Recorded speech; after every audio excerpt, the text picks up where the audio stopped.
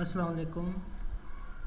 मेरा नाम शहज़ाद है और ये मेरा यूट्यूब चैनल जो मैंने उन लोगों को ट्रेडिंग सिखाने के लिए बनाया है जिन लोगों की महंगे महंगे कोर्स जो कि लोगों में मंजन फरोश हैं समझ लें, उन लोगों से बचाने के लिए, और जो लोग महंगी महंगी फ़ीसें पे करके कुछ भी नहीं सीख पाते उनके लिए बनाया है। और welcome to Shahzad forex guide. इंशाल्लाह इसके ऊपर आपको बहुत अच्छा और क्वालिटी कंटेंट मिलेगा। और मेरी ये आप लोगों के साथ एक प्रॉमिस भी है और मेरा ये एक दावा भी है कि ये यूट्यूब चैनल के ऊपर मैं सिर्फ अपना एक कंप्लीट कोर्स अपलोड करूँगा और उस कोर्स के बाद आप लोग ख़ुद फ़ैसला करिएगा कि आपकी लोगों की ट्रेडिंग में कितना ज़्यादा बदलाव आया है, कितनी बेहतरी आई है। तो ज़्यादा वक्त नहीं लेता, मैं आपको बेसिक चीज़ें तो मार्केट की पता ही होंगी। मैं स्टार्ट से शुरू करूँगा मार्केट को, जो कि मार्केट की बैकबोन है, जिसको मार्केट स्ट्रक्चर कहा जाता है। तो शुरू करते हैं। मार्केट को जानने के लिए सबसे पहले ना हमें मार्केट स्ट्रक्चर का पता होना चाहिए कि स्ट्रक्चर क्या है मार्केट में चल रहा है। तो अगर जब तक आप स्ट्रक्चर आपका क्लियर नहीं है तो आप मार्केट में सर्वाइव नहीं कर सकते। तो बहुत सारे लोग होते हैं जिनको स्ट्रेटजीज़ भी आती हैं और भी सब चीज़ों का पता होता है, लेकिन मार्केट स्ट्रक्चर नहीं पता होता, जिसकी वजह से वो प्रॉफिटेबल नहीं हो पाते, जो कि मैंने अपने 4 साल 5 साल एक्सपीरियंस से ये चीज़ें सीखी हैं। तो शुरू करते हैं। मार्केट में 3 किस्म के स्ट्रक्चर होते हैं। मार्केट इन 3 फेज़ के अलावा आपको किसी और फेज़ पे नज़र नहीं आएगी। यहाँ तो मार्केट अप ट्रेंड में हो रही है, आपको नज़र आएगी कि मार्केट अपने अप ट्रेंड में है, मार्केट के रेट ऊपर जा रहे हैं, थोड़ा बहुत उसमें रिट्रेसमेंट आती है और फिर ऊपर जाते हैं रेट।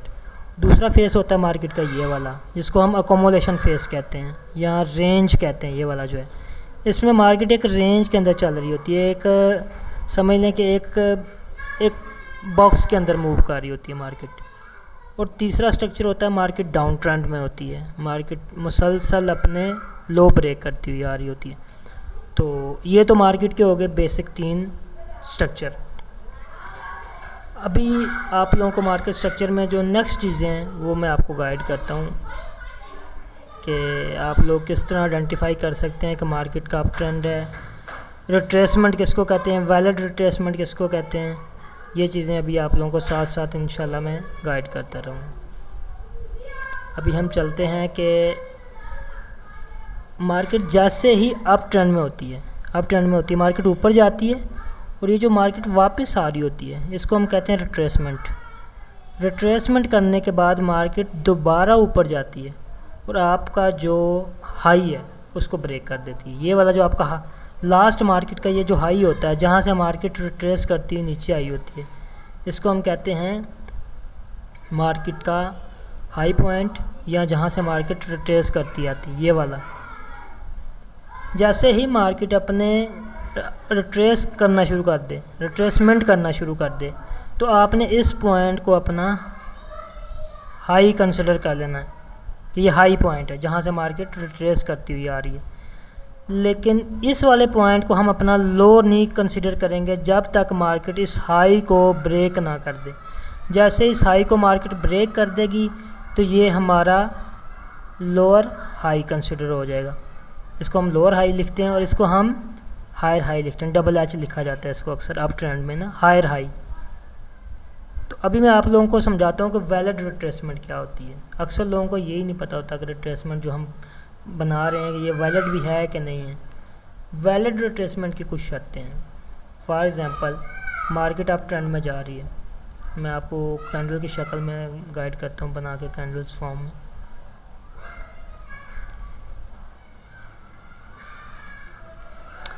ये मार्केट अपने एक अप ट्रेंड में जा रही है,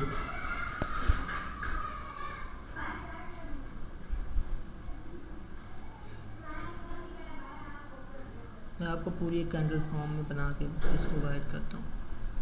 ये मार्केट आपकी रिट्रेस करती हुई ऊपर जा रही है। यहाँ से मार्केट ने ये एक पूरी वेव लगाई, वेव लगाने के बाद मार्केट अभी रिट्रेस करना शुरू कर रही है।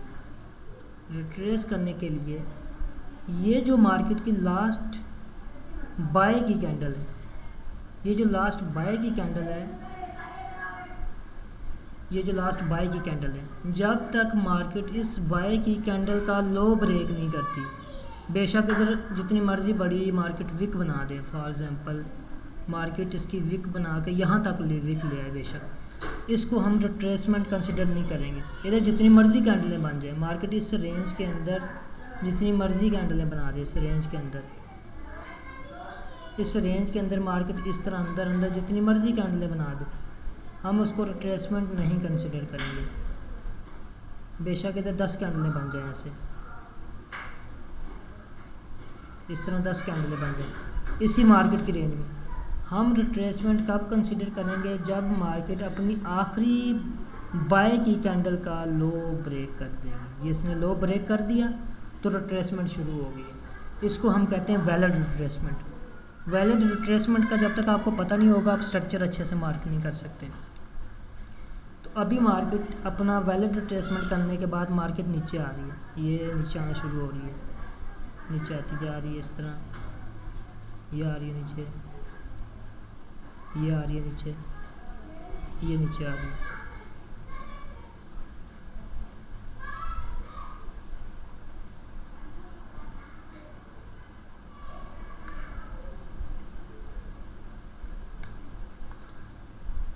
अभी जब मार्केट ऊपर जाना स्टार्ट होगी तो हम अपना हायर लो किसको कंसिडर करेंगे? हम अपना हायर लो तब कंसिडर करेंगे जब मार्केट ऊपर जाते हुए, ये ऊपर जाती है मार्केट, ये अपना जो आखिरी मार्केट जहाँ से रिट्रेसमेंट करती हुई आ रही थी, ये वाला जो पॉइंट है, जैसे ही मार्केट इसको ऊपर ब्रेक कर देगी, विक ना लगाए, जब ऊपर इसको ब्रेक कर दे तो ये हमारा, ये वाला जो पॉइंट है, ये हमारा हायर लो बन गया, ये वाला पॉइंट हमारा हायर लो बन गया। इसको हम हायर, आप लो भी लिख सकते हैं, कोई इशू नहीं है इसमें। और ये वाला पॉइंट आपका हायर हाई बन गया। ये आप लोगों को पता होना बहुत ज़रूरी है मार्केट में, बेसिक स्ट्रक्चर में। आप लोग अगर ये चीज़ को समझ जाएंगे ना, ये इसको मैं आपको ड्राइंग में बताऊं तो इसको इस तरह बनाया जाता है, ये इसको रिट्रेसमेंट लिखा जाता है। ये वाली जो लेग है इसको रिट्रेसमेंट लिखा जाता है।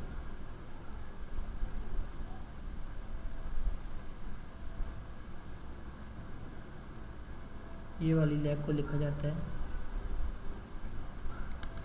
रिट्रेसमेंट, ये जो नीचे को आ रही है। और ये जो ऊपर जाती है इसको लिखा जाता है इम्पल्स वेव्स, इम्पल्स वेव इसको कहा जाता है। तो आज के लेक्चर में आप लोगों का यही टास्क है कि आप लोगों ने देखना है कि मार्केट में कहाँ कहाँ पे वैलिड रिट्रेसमेंट है। जहाँ पे आपको वैलिड रिट्रेसमेंट की समझ ना आए, आप मुझे कमेंट कर सकते हैं। मैं आप लोगों को इंशाल्लाह अपना व्हाट्सएप ग्रुप का भी लिंक सेंड कर दूंगा, आप उसमें अपने असाइनमेंट सेंड कर सकते हैं, तो मैं इंशाल्लाह आप लोगों को चेक करके बताता रहूँगा।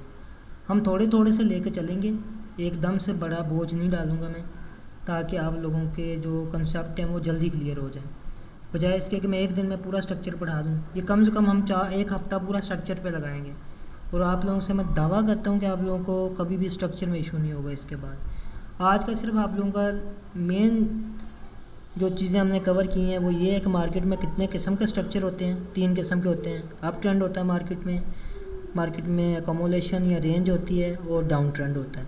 और रिट्रेसमेंट हमने पढ़ा है, रिट्रेसमेंट वैलिड रिट्रेसमेंट क्या होती है? वैलिड रिट्रेसमेंट ये होती है अप ट्रेंड की फॉर्म में, अगर मार्केट ऊपर जा रही है तो जब तक मार्केट अपने लास्ट बाय की कैंडल को ब्रेक नहीं करती, कैंडल नहीं, बॉडी नहीं ब्रेक करती नीचे, तब तक हम उसको रिट्रेसमेंट नहीं मानेंगे।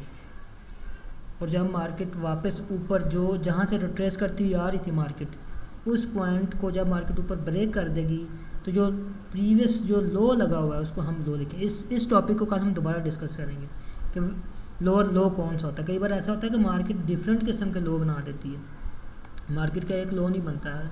ये स्ट्रक्चर तो सिंपल मैंने आपको बना दिया, मार्केट हर वक्त इस तरह नहीं चलती। मार्केट तो कभी कभी इस तरह भी चल रही होती है, इस तरह लो बने होते हैं बहुत सारे मार्केट के, फिर जाकर मार्केट ब्रेक करती है, ऊपर जाती है।